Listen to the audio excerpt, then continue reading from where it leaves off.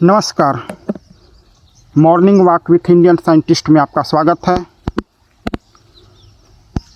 आज के हमारे महान भारतीय वैज्ञानिक हैं महान गणितज्ञ श्रीनिवास रामानुजम। रामानुजम की गणना भारत ही नहीं बल्कि विश्व के महान गणितज्ञों में की जाती है।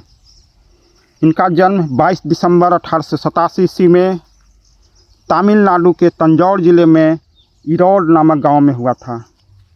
इनके पिता का नाम श्रीनिवास अयंगर था।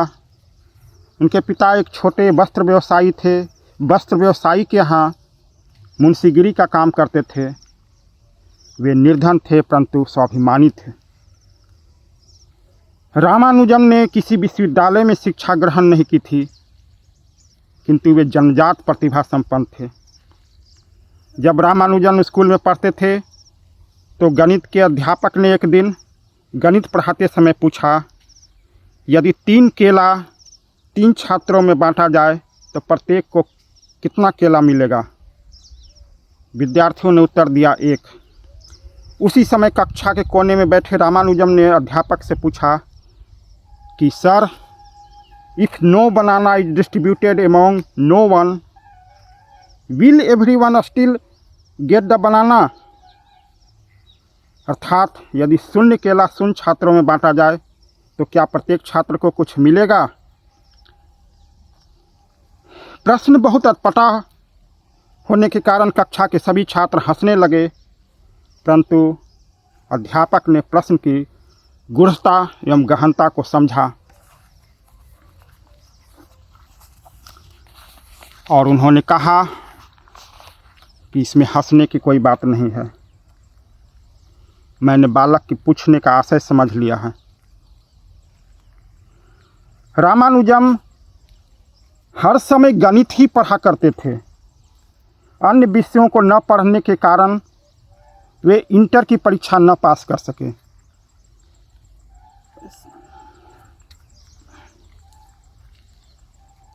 रामानुजम ने 12 वर्ष की आयु में ही लोनी की त्रिकोणमिति को हल कर लिया था। 15 वर्ष में वे कार के द्वारा लिखित गणित के समस्त सूत्रों को सिद्ध कर डाला था।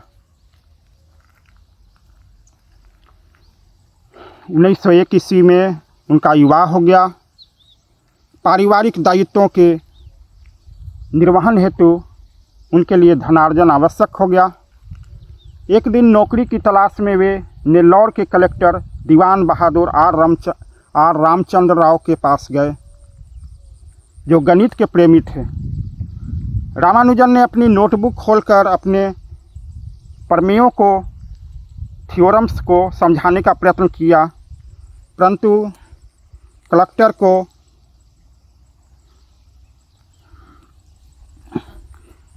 कलेक्टर न समझ पाया। उनके न समझ पाने के कारण रामानुजन ने दूसरे दिन उन्हें बहुत ही सरल ढंग से समझाया। कलेक्टर को उनकी विद्वता पर विश्वास हो गया। दीवान साहब ने उनके आने का प्रयोजन पूछा तो रामानुजन ने कहा कि मुझे सिर्फ ऐसी नौकरी चाहिए जिसमें जीवन यापन कर अपना अनुसंधान कार्य कर सकूं। दीवान बहादुर ने उन्हें कुछ आर्थिक सहायता देना चाहते थे, परंतु रामानुजम इसके लिए तैयार नहीं हुए। रामानुजम को सन 1912 ईस्वी में मद्रास पोर्ट के कार्यालय में 30 रुपये मासिक की नौकरी मिल गई। इस नौकरी के मिल जाने से वे गणित का अनुसंधान कार्य करते रहे। जब उनकी प्रसिद्धि मद्रास विश्वविद्यालय में पहुंची तो मद्रास विश्वविद्यालय ने गणित संबंधी खोज के लिए उन्हें 75 रुपये मासिक छात्रवृत्ति देना प्रारंभ किया। सन 1913 ईस्वी में रामानुजम ने कैम्ब्रिज विश्वविद्यालय के प्रसिद्ध गणितज्ञ J.H. हार्डी को 120 प्रमेयों, थ्योरम्स के साथ पत्र भेजा। उसे देखकर प्रोफेसर हार्डी समझ गए कि इन प्रमेयों को भेजने वाला, थ्योरम्स को भेजने वाला अवश्य कोई महान गणितज्ञ होगा। 17 मार्च 1914 ईस्वी को रामानुजम इंग्लैंड चले गए। वहाँ पहुंचकर रामानुजम प्रोफेसर हार्डी और लिटिलवुड के साथ कार्य करने लगे।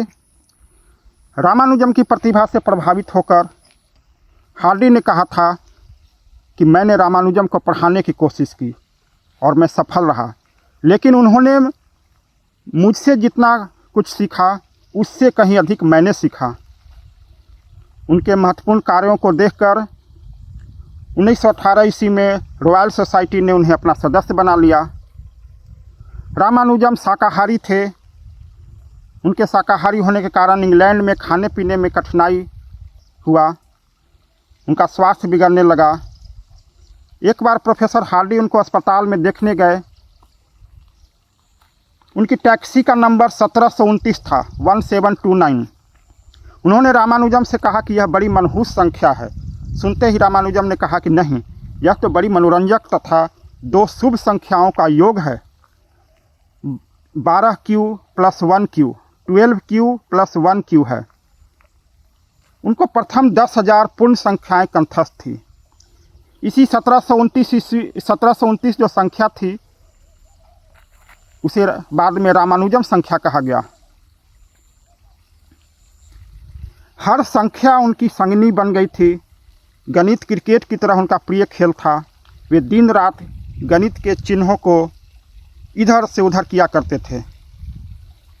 उनकी स्मरण शक्ति, लगन, गणना प्रणाली, चिंतन प्रणाली, असाधारण प्रतिभा तथा मानसिक क्रियाशीलता ने उन्हें इतना महान गणितज्ञ बना दिया कि उनकी तुलना संसार में किसी से नहीं की जा सकती है। परंतु निरंतर अस्वस्थ होने के कारण सन 1919 ईस्वी में वे भारत लौट आए।